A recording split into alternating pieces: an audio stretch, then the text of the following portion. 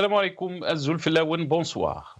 Les syndicats autonomes continuent de dénoncer le passage en force du pouvoir qui, selon eux, a imposé sa propre révision des lois sur l'exercice syndical et le droit de grève, sans un réel débat.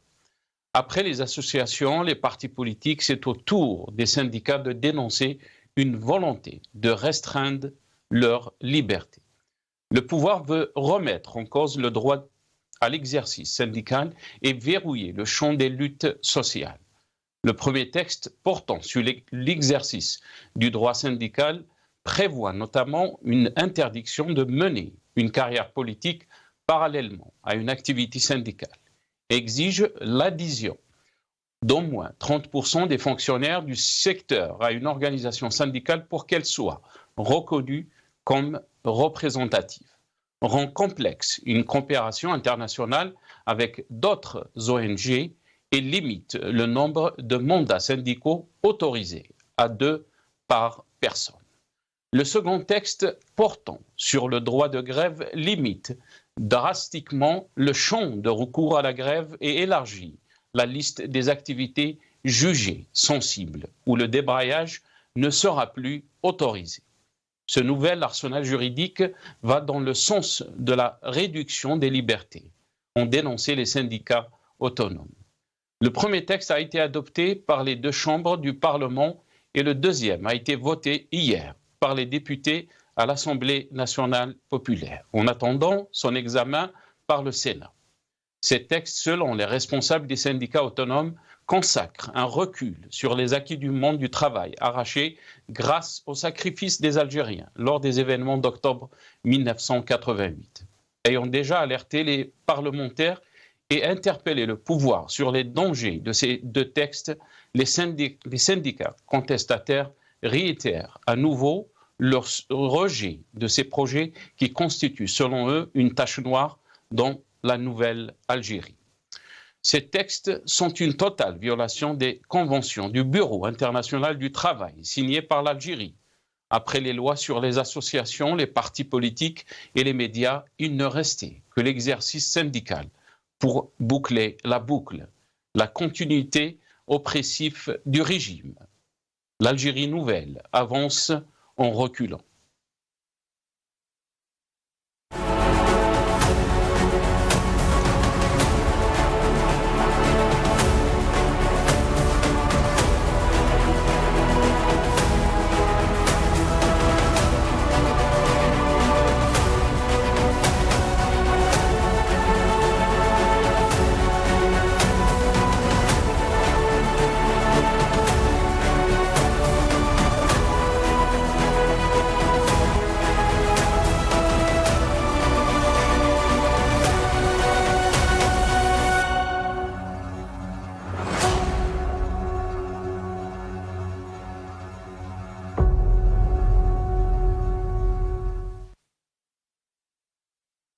Algérie, le droit syndical en danger. C'est le titre de notre émission pour ce soir. Et pour en parler, j'aurai le plaisir d'accueillir dans cette émission Madame Yamina Mghraoui, qui est syndicaliste. Elle sera avec nous depuis Alger et je pense qu'elle est avec nous. Yamina Mghraoui, bonsoir. Merci beaucoup d'avoir accepté l'invitation. Marhaba bik ou Sahar Ramadan. Merci Nasser, c'est moi qui vous remercie. Allah yabarak fik. Merci beaucoup Yamina Mghraoui. On aura aussi le plaisir d'accueillir dans cette émission M. Karim Tabo, opposant politique. Il sera avec nous aussi depuis Alger. Yamina Mghraoui, revenons donc sur cette loi qui a été passée hier. Comment peut-on la qualifier? Bien sûr, beaucoup de syndicalistes, beaucoup de syndicats autonomes ont vraiment, ils ont dit que c'est une loi qui va restreindre leur liberté. D'après leurs propos, ils ont dénoncé cette loi. Comment peut-on la qualifier, Yamina Mghraoui? مساء الخير à tous les spectateurs de Maghrébia. مساء الخير إليك نصر. Concernant les syndicats, c'est la deuxième loi fondamentale qui a été amendée et qui a été revue complètement dans le but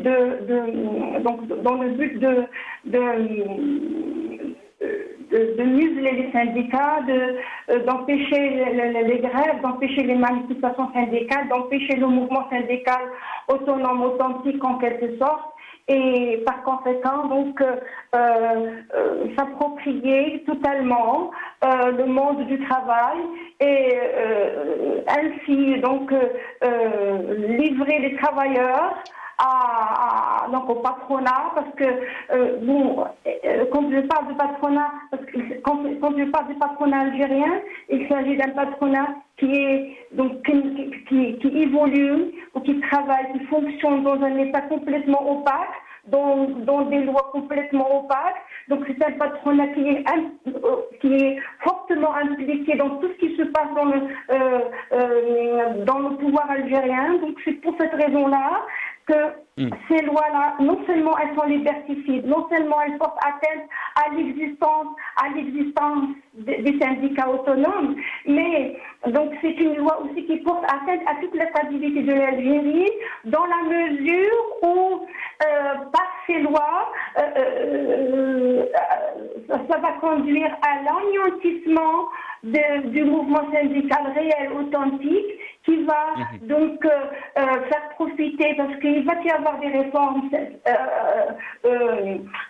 c'est vrai, mais des réformes qui ne vont pas dans le sens d'un développement social et économique populaire, mais qui vont beaucoup plus dans le sens du cumul de la finance, du cumul d'argent et du profit, au profit d'un patronat, au profit des multinationales. Parce qu'il y a effectivement, nous avons vu dans les lois passées, que aujourd'hui il y a quand même des non-dits, il y a des préparations, il y a des préparatifs qui se font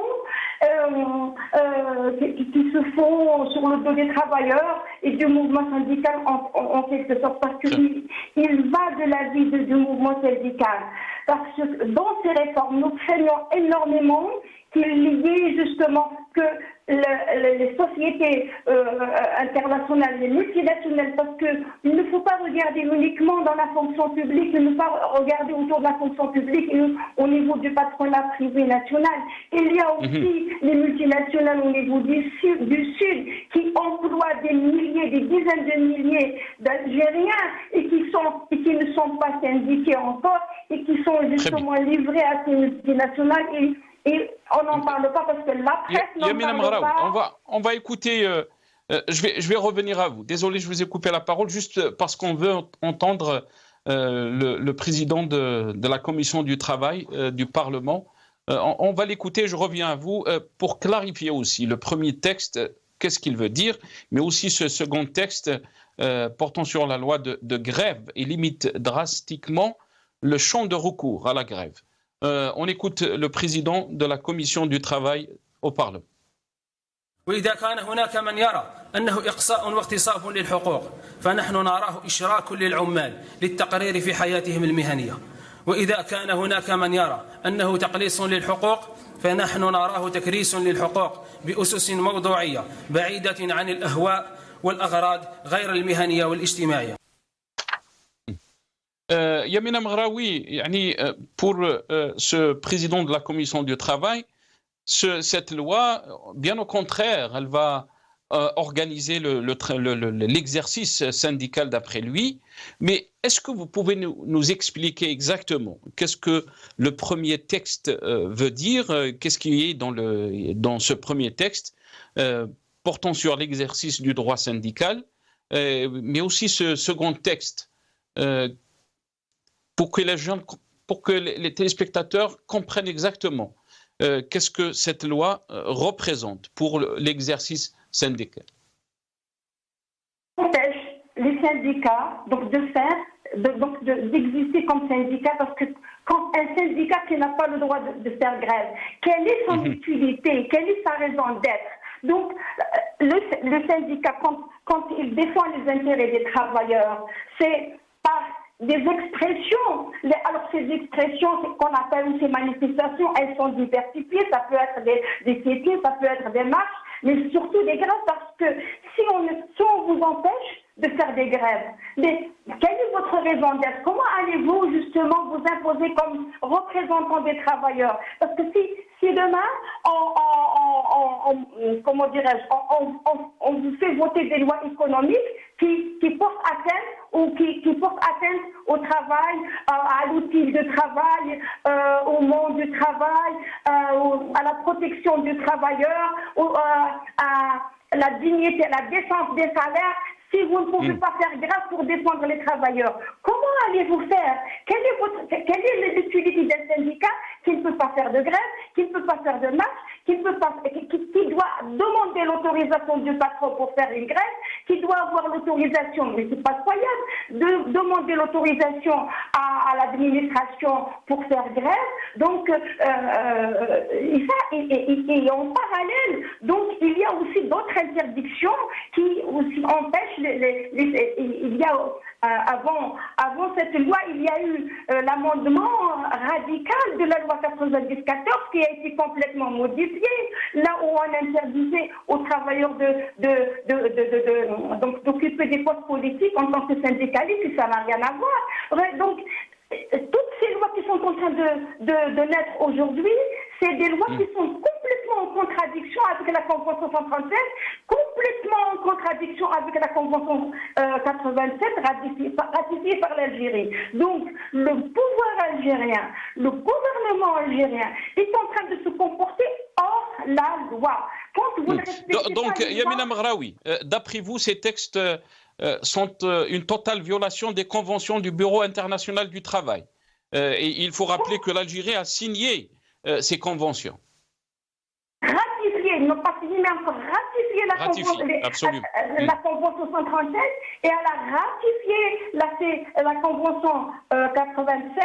Donc, qui consacre la liberté le droit syndical, le droit aux grèves, le droit à la constitution des syndicats et ainsi de suite. Donc, toutes les lois, il n'y a pas que ça, il y a également le Code du travail qui a été aussi bon, et il a été gelé par le BIT, mais c'est un Code de travail qui n'était pas du tout en conformité avec les conventions ratifiées. Mais c'est qu'ils sont même en contradiction, ils sont en train de violer la Constitution qu'ils ont créée, qu'ils ont fait eux-mêmes. Donc ils sont en train non seulement de violer les conventions internationales, mais vous devez savoir, et les citoyens doivent savoir que les lois internationales, les conventions internationales ratifiées par un pays, donc elles priment, je dis bien elles priment sur les lois nationales. Ça veut dire que toutes les lois nationales doivent en dériver. Donc, très bien, très bien. Restez avec nous, Yamina Mghraoui,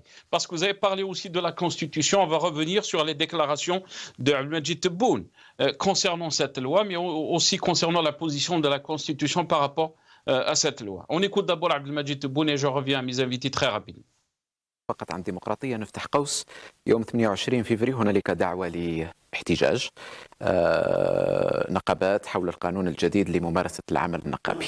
هل من كلمة في الخصوص؟ ما يحتاج كلمة، من حقه يحتج، خليه يحتج. الدستور يعطيه الحق باش يحتج.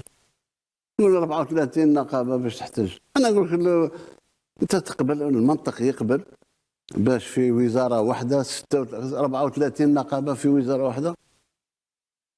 يعني ما هوش منطقي. حق نقابي مضمون دستوريا، واللي يحاربوا راه يحارب في الدستور. احنا قلنا فتنا مع مرحلة يجتمعوا ناس في بيت ويقرروا يديروا نقابة ويعطوهم رخصة ويصبحوا نقابة. شكون قابلهم شكون ما قابلهمش ماناش عارفين. قلنا احنا اليوم رانا في إعادة ترتيب البيت باش النقابة يرجع لها قوتها، ترجع لها مصداقيتها. فيه قانون اللي يخلي تأسيس النقابة يكون بالقانون. ما نمنعكش. قلنا تجتمع القطاع هذا يتقسم على 2 ولا 3، معليش قطاع فيه 3 نقابات الله يسهل عليهم، فيه 4 نقابات 34 نقابة، وتلقى مدير مدرسة وفي الوقت مسؤول عن النقابة. الخليط نتاع امور مثل هذه بغى يحتاج على روحه. ما فيش اجحاف منع النقابه، ما نقدرش نمنع النقابه. الانسان اللي يدعي بالديمقراطيه ولا يدعي غير بالعدل ما يقدرش يمنع النقابة. Donc il s'agit de mettre de l'ordre. دو لوردر، لا لوا ما رمي دو لوردر. حق الإضراب، قلنا حق الإضراب حق مضمون دستوريا، قرأ الدستور يضمن لك الإضراب تاعك. ولكن الإضراب باش يصوني التليفون تاعك على 10 تاع الصباح وتلقى اوني اون غراف ابارتير دو ماتنا، عايشين في ادغال ولا عايشين في يضرب عنده قوانين واعلان ومحاوله تاع الصلح والى اخره الى اخره باش تفوت الاضراب، باش تفوت العيب. احنا عندنا يقولوا العيب هو الاخر. اذا الامور هذه كلها تعاود تتراجع، لان دارت في وقت وين الجزائر كانت في الحضيض صراحة. شيء ما كان، كل واحد يقدر يدي حاجة داها وخلاص. فنورمال، ده هو ما بغاو يحتجوا، يحتج على روحه في الشؤون. Ça, c'était Abdelmadjid Tebboune par rapport donc à cette loi, à cette nouvelle loi. Yamina Mraoui, un commentaire par rapport à ce que Abdelmadjid Tebboune a dit, quand il dit on veut mettre de l'ordre dans ce secteur. Oui, ils ont mis dans l'ordre la loi sur l'information, ils ont mis dans l'ordre donc le code pénal pour revoir l'article 87, pour créer l'article 87 bis. Donc oui, bien sûr, c'est l'ordre de leur logique, c'est tout à fait normal, c'est pas détonnant. Mais le plus important, il faudrait savoir qu'aujourd'hui, c'est un gouvernement qui fonctionne hors la loi. Ils sont complètement hors la loi. Je ne trouve pas une autre appellation. Très bien. Restez avec nous, Yamina Mraoui. C'est un gouvernement qui fonctionne hors la loi. Vous avez dit, on a été rejoint par M. Karim Tabou, opposant politique. Il est avec nous depuis Alger. Karim Tabou, bonsoir. Merci beaucoup d'avoir accepté l'invitation. Marhaba bik, c'est Karim. Merci de l'invitation et mes salutations à Mme Mraoui et à nos téléspectateurs. Merci Karim Tabou. Votre réaction, Karim Tabou, par rapport à cette nouvelle loi de syndicale. Beaucoup de syndicats, bien sûr, ont dénoncé cette loi, Karim Tabou, qui, ils disent, a la volonté de restreindre leur liberté. Comment peut-on lire cette nouvelle loi, Karim Tabou? Vous avez entendu aussi les déclarations d'Abdelmadjid Tebboune. Votre réaction, c'est quelle? Vous savez, d'abord, dans le général, lorsque vous avez un gouvernement ou un pouvoir qui modifie la Constitution, qui modifie la loi de l'information, la loi sur les partis politiques, la loi sur les associations et la loi sur les pratiques syndicales, vous comprenez très bien qu'il y a une volonté de tout contrôler, d'une manière toute simple. Et puis, une deuxième remarque qui relève pour moi de la politique, c'est que cette loi est soumise à un Parlement illégitime. Tout le monde sait que le Parlement qui est en train de débattre et de décider de l'avenir des millions de travailleurs et des acquis démocratiques arrachés de haute lutte de générations, de plusieurs générations, voilà, on soumet un texte de loi d'une telle importance, sans dialogue avec les partenaires, sans dialogue avec les concernés, sans possibilité même de les faire participer dans un débat, à travers un Parlement. Tout le monde sait que ce Parlement est illégitime. Elle doit d'abord changer de nom. Ce n'est pas une Assemblée populaire nationale. Il n'est ni une Assemblée, ni populaire, et ni nationale. Donc, bien sûr, nous comprenons... Et pourtant, Karim, je m'excuse Karim, je vous ai coupé la parole. Et pourtant, il y a des partis d'opposition qui disent qu'on est en train d'exercer notre droit, si on peut dire, politique, parce qu'il y a des partis qui ont voté contre cette loi. Oui, mais ça c'est le paraître. Ça c'est l'image qu'on veut donner. Ces partis politiques jouent une partie de la pièce théâtrale. Ils veulent justement, et le pouvoir a toujours eu un art particulier depuis de longues années, qui consiste à donner une apparence démocratique avec des partis politiques qui votent, qui refusent, qui participent, qui dénoncent. Mais vous remarquez avec moi que depuis 90, si je me limite juste à l'après-révolte 88, je pense que l'Algérie a battu tous les records sur le plan du nombre des élections qui ont eu lieu, sur le nombre de partis qui ont été créés, sur le nombre de lois qui ont été promulguées, mais en finalité, le pouvoir reste le même et les personnes même sont restées les mêmes. Donc lorsque dans un pays, les élections n'aboutissent pas au principe de l'alternance, le plus de partis politiques n'aboutit pas au pluralisme, le plus de syndicats ne donnent pas la liberté aux travailleurs, vous allez donc vous suffire d'un paraître de ce qu'on appelle d'une démocratie d'appareil.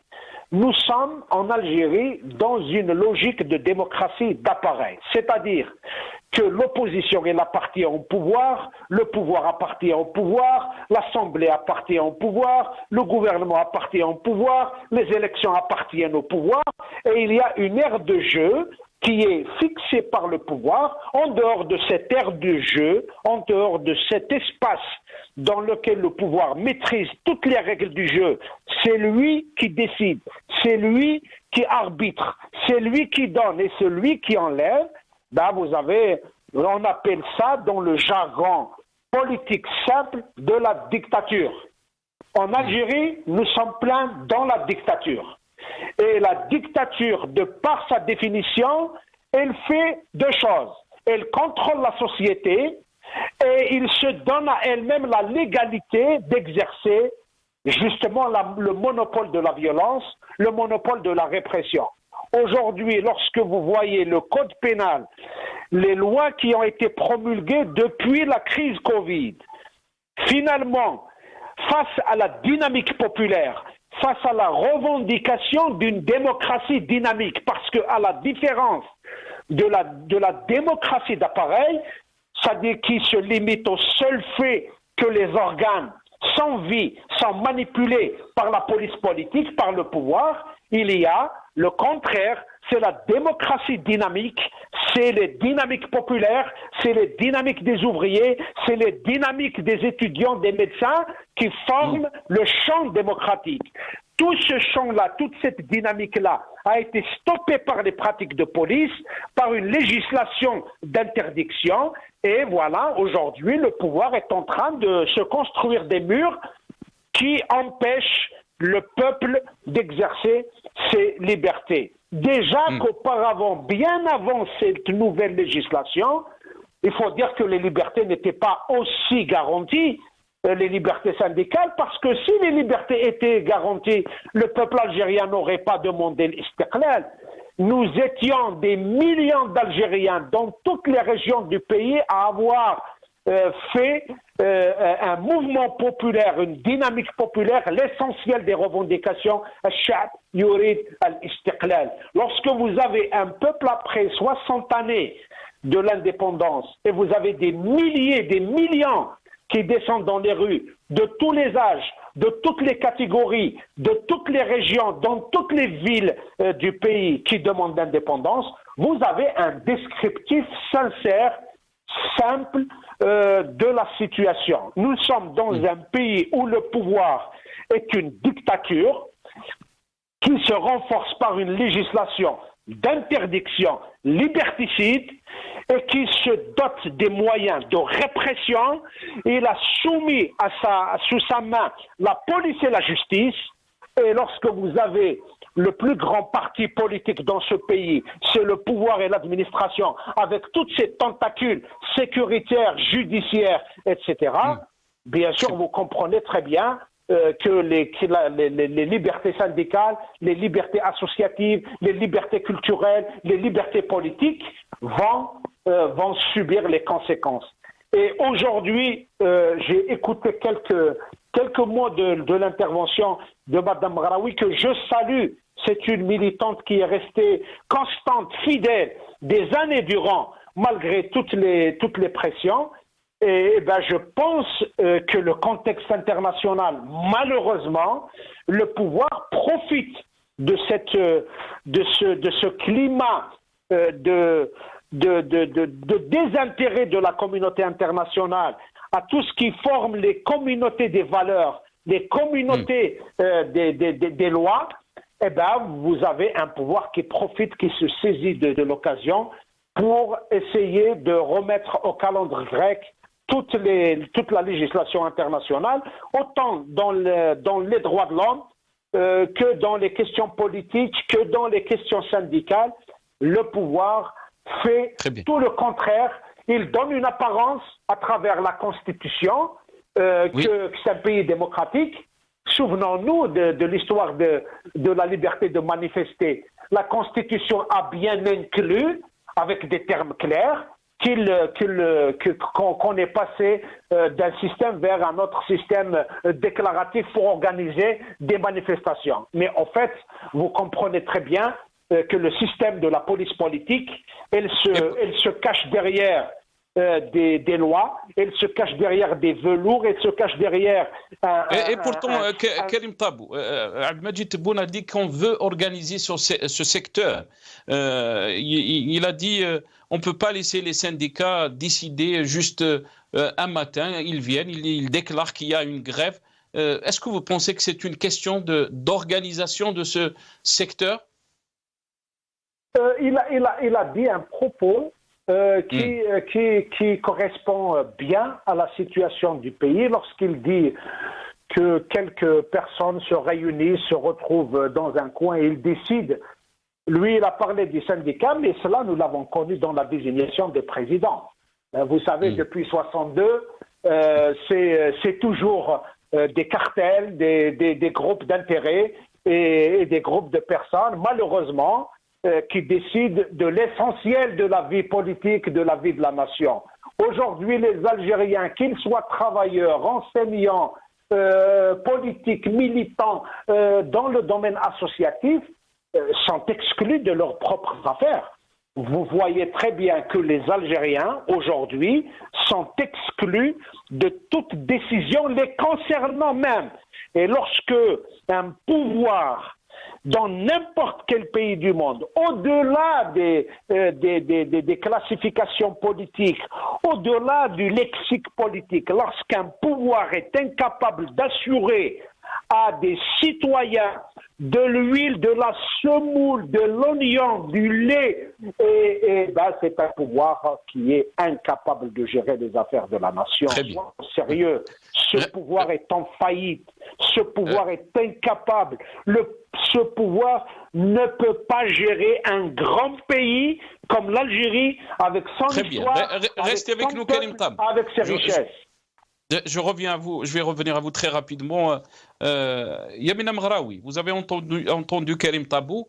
Bien sûr, le premier texte, il dit que prévoit notamment une interdiction de mener une carrière politique parallèlement à une activité syndicale.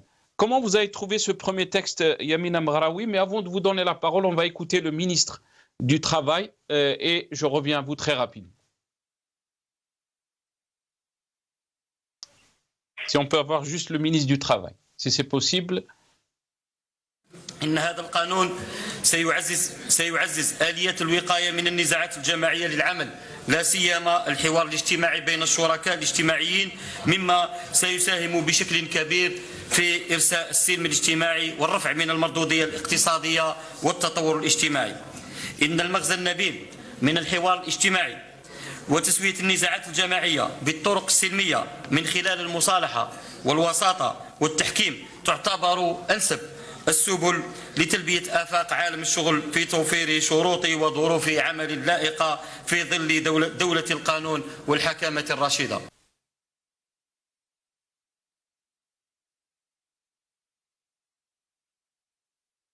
Donc ça, c'était le ministre du Travail.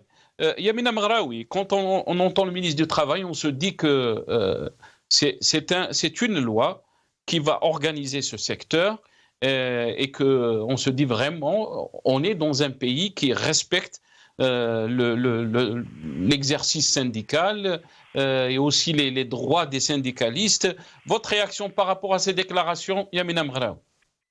Écoutez, sincèrement, les déclarations des officiels ne nous intéressent plus parce que tout ce qu'ils ont fait, si on prend en considération tout ce qu'ils ont déclaré, donc ça finit pas. Écoutez, personnellement, et même tout le monde, tous ceux qui sont conscients, tous ceux qui ont tous ceux qui ont pris conscience de la situation en Algérie ne peuvent pas prendre en considération les déclarations des officiels. Donc, ils ont fait toutes les déclarations possibles et imaginaires. Donc, pour nous, c'est un non-événement.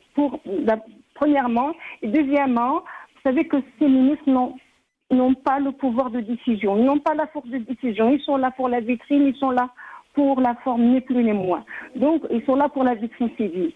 Et c'est pour cette raison-là que ce qu'ils peuvent dire, ils peuvent raconter ce que cela leur plaît, mais ça ne nous intéresse pas et ça n'a rien de, ça ne représente pas la réalité, et ça ne représente pas leur volonté. Bien au contraire, ils sont là pour servir parce que vous savez que quand on va au fond des choses, tout ce que nous sommes en train de vivre, ce sont des conséquences d'une situation, des conséquences d'un système qui est arrivé à son terme. Écoutez, maintenant le système algérien, le pouvoir algérien, le gouvernement algérien a peur de ses journalistes, il a peur de ses étudiants, il a peur de ses travailleurs, il a peur de ses syndicats, il a peur des citoyens. Écoutez, comment voulez-vous que ça fonctionne normalement? Comment voulez-vous qu'il agisse quand on est dans cette situation-là?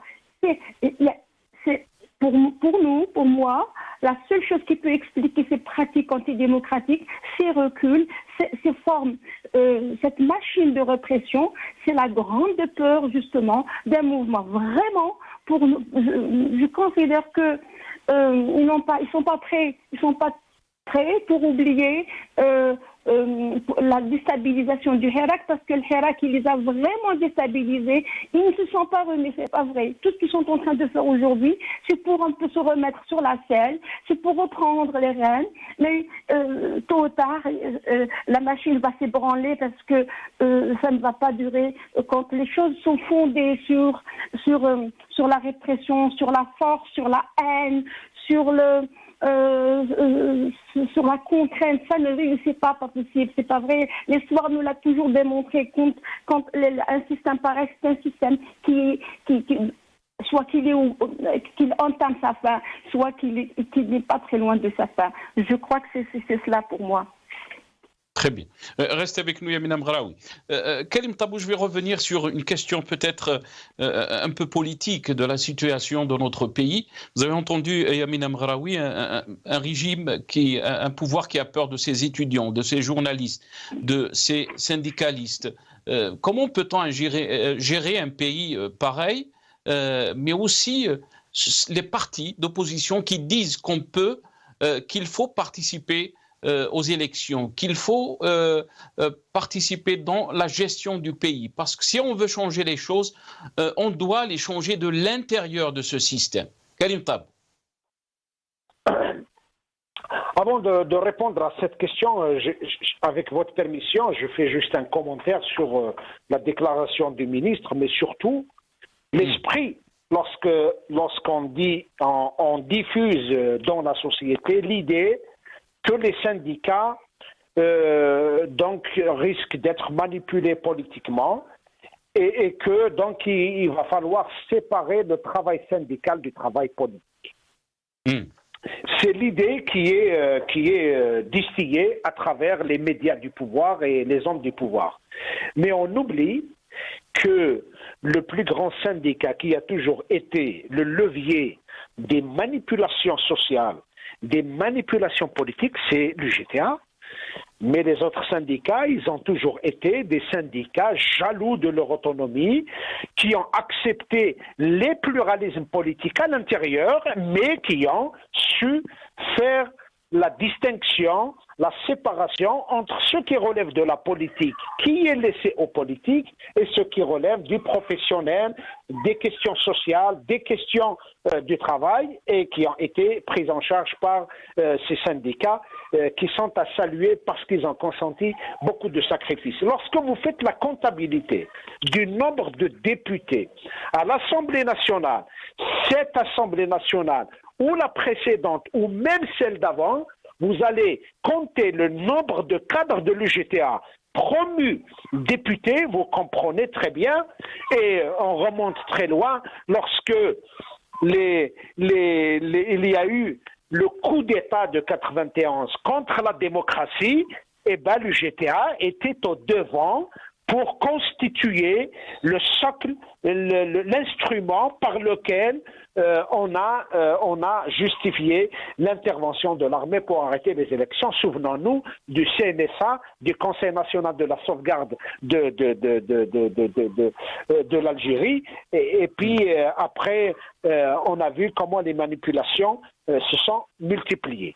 Pour revenir un peu à la question de l'opposition, je pense que... De l'opposition, Karim, il y a aussi d'une certaine élite.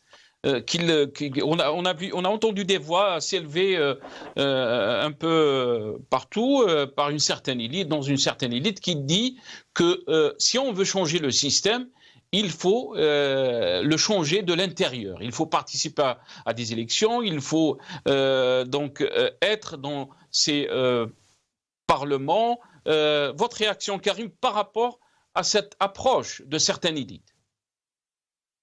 Cette élite dont vous parlez et les demandeurs d'emploi dans le pouvoir. C'est une élite qui demande à être intégrée dans les institutions, mais à travers le pouvoir. Parce qu'une vraie élite, et elle existe, et notamment une grande partie de cette élite vit à l'étranger, poussée à l'exil, sont des universitaires, des médecins, des ingénieurs, des journalistes, des écrivains de toutes les catégories, savent très bien que l'exercice de leur talent, de leur expertise, de leurs compétences est quasiment impossible dans ce pays, dans les conditions actuelles, dans les institutions. Vous savez, notre pays fonctionne en dehors de toutes les normes. Lorsque vous exigez de quelqu'un venir et tabbali, je m'excuse pour l'expression, et tabbali le système, oui, vous allez trouver certainement du côté de Ben Aknoun, je ne parle pas de l'université, je parle de l'autre côté de Ben Aknoun, des intellectuels maisons qui sont chargés de mission, mais qui n'ont pas d'expertise et qui ne sont pas conformes à l'éthique d'un intellectuel vrai, et ils sont là. Bon, ils étaient là lorsque Bouteflika a tripoté la Constitution, ils étaient là lorsque Bouteflika était malade, ils étaient là lorsque le coup d'État a été fait, et ils ont toujours été là, et ils seront là. Hein. Ils étaient là lorsque Tebboune a été désigné Premier ministre, ils sont là lorsque Tebboune a été enlevé, ils ont applaudi Tebboune, ils ont applaudi ceux qui sont contre Tebboune, mais en tout cas, ces intellectuels maisons, nous ne devons pas leur donner plus d'importance qu'ils ont. La réalité, elle est là. Par contre, la question relevant du fondamental, est-ce qu'il y a une possibilité de faire évoluer les choses de l'intérieur des institutions? Vous avez deux écueils, deux problèmes. Le premier problème, c'est que les institutions sont des institutions de façade. Les grandes décisions dans ce pays, elles sont prises en charge sous la responsabilité, la tutelle exclusive de la police politique. Arrêtons de mentir à nous-mêmes. Ce pays n'est pas géré par les institutions. Et d'ailleurs, vous allez voir comment se font désigner les ministres, les walis, les chefs de daïra, les magistrats, les présidents de cour, les recteurs de l'université. Vous comprenez très bien qu'il n'y a pas une norme démocratique transparente de gestion des institutions. Concernant les partis politiques qui siègent dans les institutions, ils ont bien compris, et c'est ça le défaut de la classe politique algérienne, mais je pense que le Hirak a bien réglé cette question. Il a disqualifié une grande partie, pour ne pas dire la totalité, peut-être exception faite au parti du RCD du temps de Mohsen Ben Abbassi et au parti de Fethi Garrash, mais sinon la majorité de ces partis qui ont accepté de se joindre au pouvoir ont été complètement disqualifiés par le peuple. Et puis, à l'intérieur, malheureusement, ces partis politiques, ils ont intériorisé, ils ont même accepté le fait que c'est le pouvoir qui donne, ce n'est pas le peuple. Ils savent très bien que les règles du jeu actuelles ne permettent pas l'expression de la volonté populaire. Au lieu de se battre pour la consacrer, comme l'a si bien fait le Hirak, comme le font aujourd'hui des militants, des prisonniers qui se trouvent en prison aujourd'hui, ils sont des centaines, pour avoir demandé justement le respect de la souveraineté du peuple, ces partis politiques ont intériorisé le fait que c'est le pouvoir qui leur donne.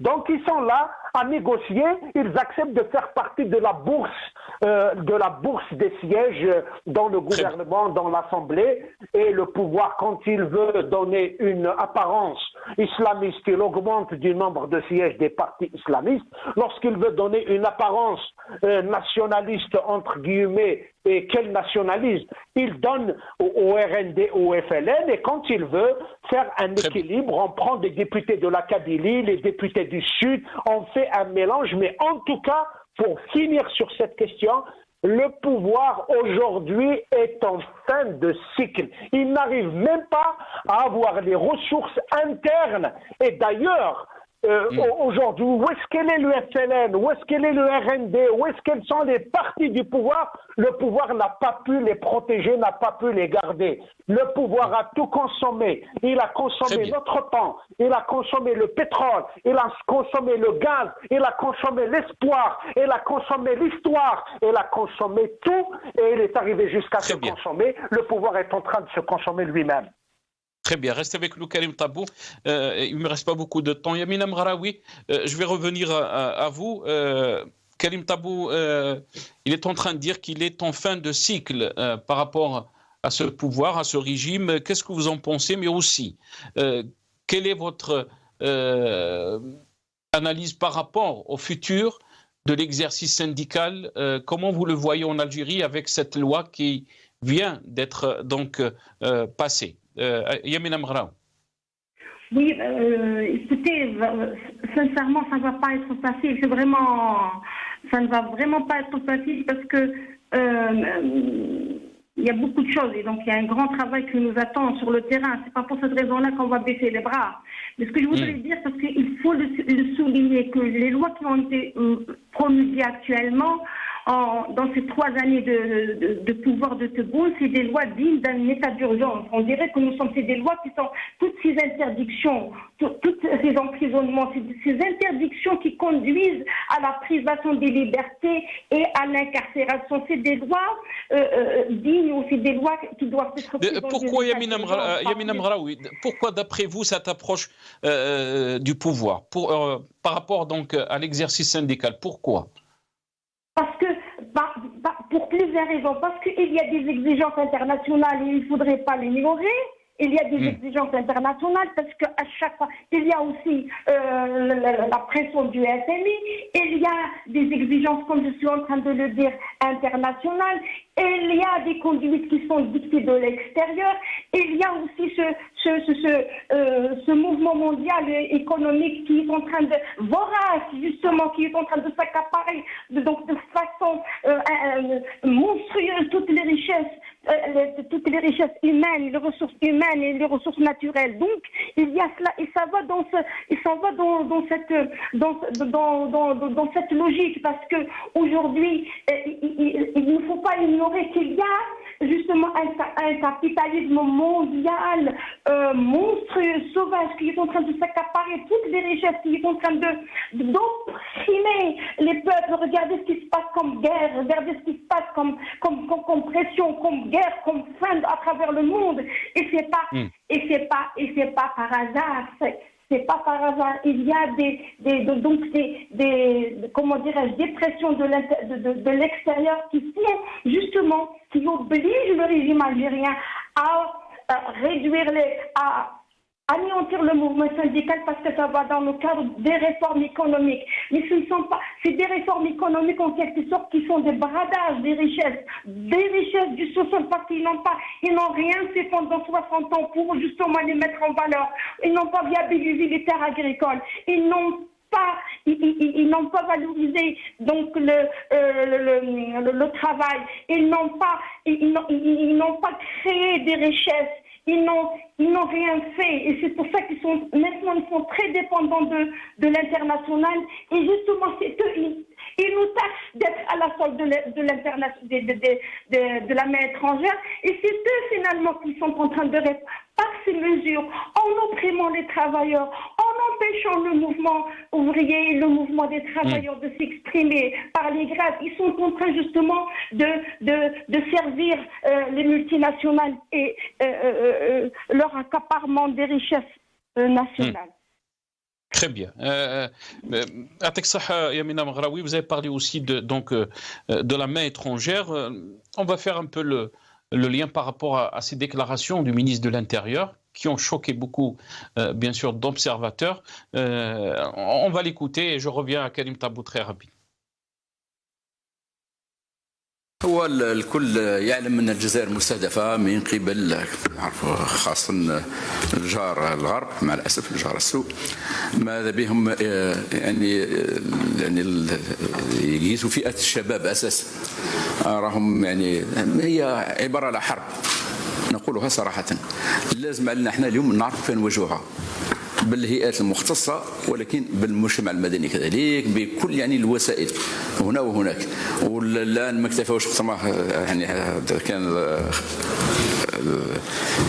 الحمد لله العمل الجبار اللي تقوم به مصالح الأمن والجيش الوطني الشعبي علينا نحن أن نتجند إذن محاربة هذه الآفة ومحاربة كل الذين يريدون الشر لبلدنا. Donc ça, c'était le ministre de l'Intérieur par rapport donc à ce complot, par rapport à la main étrangère, mais aussi sans citer, il a cité aussi le Maroc. Karim Tabou, pourquoi le régime utilise donc cette théorie du complot, cette théorie de la main étrangère, surtout ces derniers temps, Karim Tabou? Je pense que ce prétexte-là est à analyser à deux niveaux. D'abord, au niveau interne au pouvoir, c'est un module que chaque responsable doit utiliser pour assurer un peu les faveurs et les honneurs des vrais décideurs. Vous avez un ministre de l'Intérieur, qu'est-ce que vous voulez qu'il dise? Vous voulez qu'il dise le contraire de ce que disent les vrais décideurs? Il va tout simplement dire ce que veulent entendre les vrais décideurs. Donc, sur cette question-là, le ministre de l'Intérieur qui l'avait précédé avait utilisé pratiquement les mêmes propos. Les ministres avant, mais c'est toujours le prétexte. Et d'ailleurs, ce prétexte arrange bien les affaires autant du régime algérien que le régime au Maroc.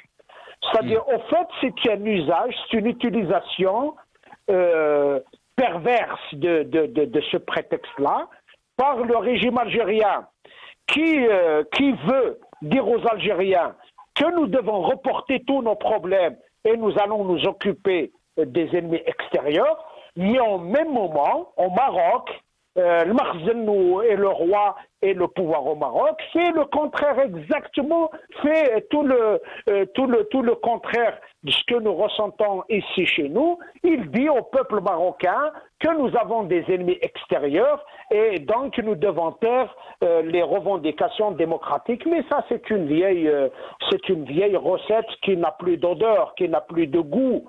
Tout le monde sait que les peuples de cette région voient très bien qui les prive de liberté, qui les prive de bonheur, des régimes, qu'ils soient la monarchie au Maroc ou la dictature en Algérie, n'arrivent pas à assurer le minima de vie décente aux Algériens et aux Marocains et aux Tunisiens. Et nous avons bien conscience aujourd'hui que les peuples sont ce qu'ils sont Ce sont des peuples qui aspirent à la démocratie, qui aspirent à la modernité. Et en face, il y a des régimes qui veulent rester en place et qui utilisent tous les procédés les plus violents, les plus manipulatoires. Mais en fait, l'histoire de l'ennemi extérieur, on n'a pas vu le pouvoir algérien prendre des décisions depuis des années qu'il accuse l'ennemi extérieur, mais ça reste toujours le discours vague, le discours qui n'est pas étayé par des preuves concrètes, c'est des discours politiques qui sont destinés à une frange de la société. Vous devez et nous devons comprendre que ce prétexte ne fonctionne plus dans la société. Il fonctionne auprès d'une frange minoritaire qui accepte les discours du pouvoir parce qu'en fait, elle espère avoir des miettes du pouvoir, tout simplement. Merci beaucoup, Karim Tabou. Merci beaucoup d'avoir participé dans cette émission. Karim Tabou, opposant politique, vous étiez avec nous depuis Alger. Merci aussi à Yamina Maghraoui, syndicaliste. Elle était aussi avec nous depuis Alger. Merci à vous, chers téléspectateurs, d'avoir suivi cette émission. Yatakoum Saha ou Saha Ftorkoum.